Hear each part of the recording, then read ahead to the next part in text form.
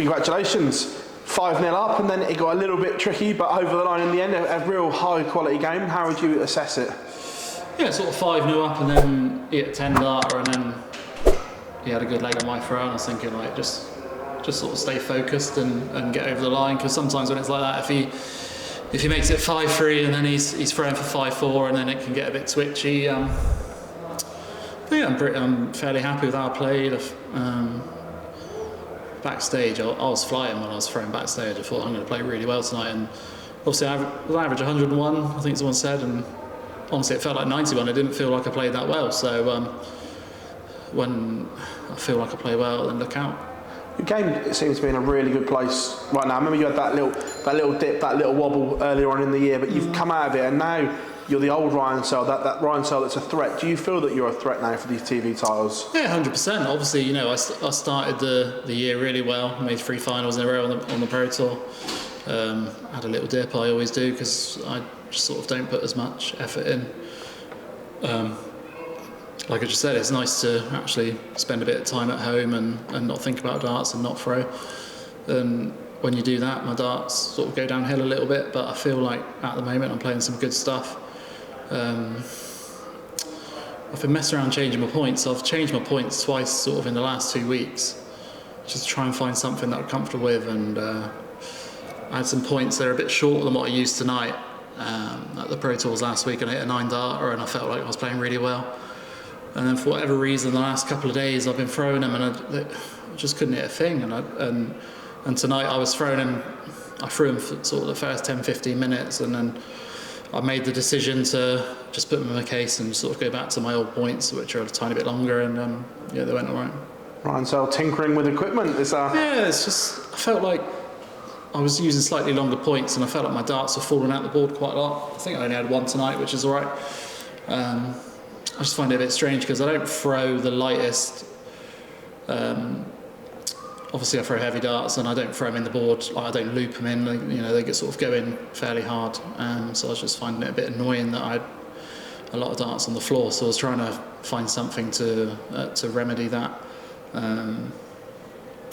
But yeah, like I say, I just sort of, as soon as I threw those points tonight, I felt, I'm going to play well.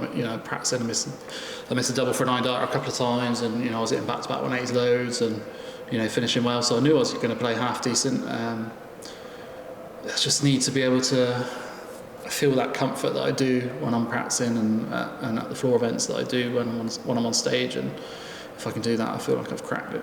What are the long-term ambitions for yourself? Because I remember that you spoke, and like you said, if I ever get to a Premier League standard, I'm not sure I'd take it because of all the time away. And then you say, I had a dip because I don't take it so seriously and stuff like that. What is the long-term ambition for you in the sport?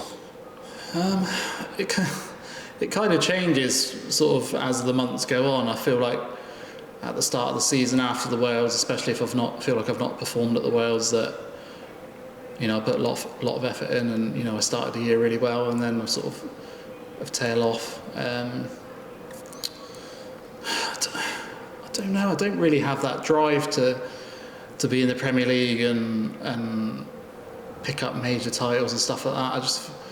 I don't really like the limelight, to be honest. I just sort of like going along in the background and just sort of nicking a penny here and there. And luckily enough in the PDC, you don't have to be winning major titles and everything like that to earn yourself a decent living, and I'm sort of going along by that.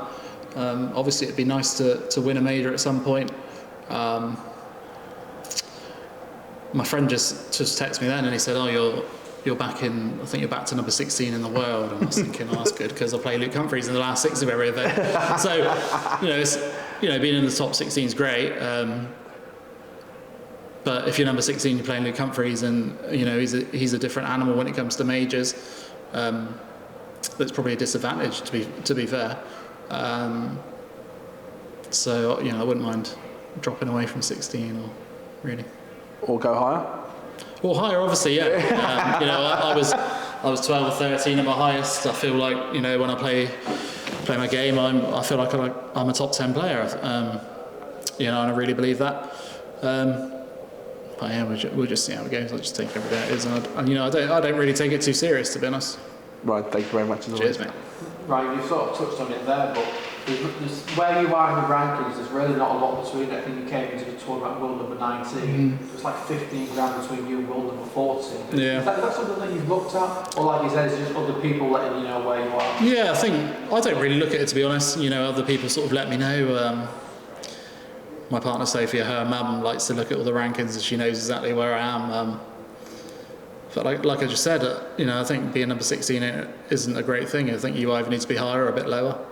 Yeah, we'll just see how it goes. And how would you assess your year so far? You know, like I said, 3 finals to start off. You were very, very close to winning your first European Tour title, but probably a little bit unlucky on the TV stages. Yeah, obviously, you know, I started the year really well. And I think to this point, this has been my best ever year in the PDC.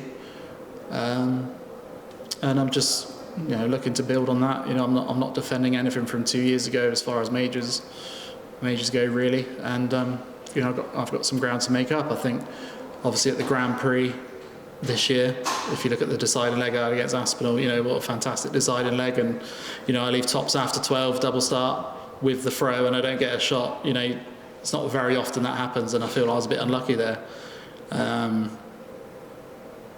And obviously at the match play, I played Rob Cross and lost, and he averaged 107, and he probably would have beat anyone else that night. It's just one of those things where I just feel like I don't have much luck at times. You know, a couple of years ago when I lost to Dirk 10-9, he had an average 112 against me. You know, just stuff like that. I just feel like it doesn't really happen to other people. It just always happens to me. But we'll just keep plodding on.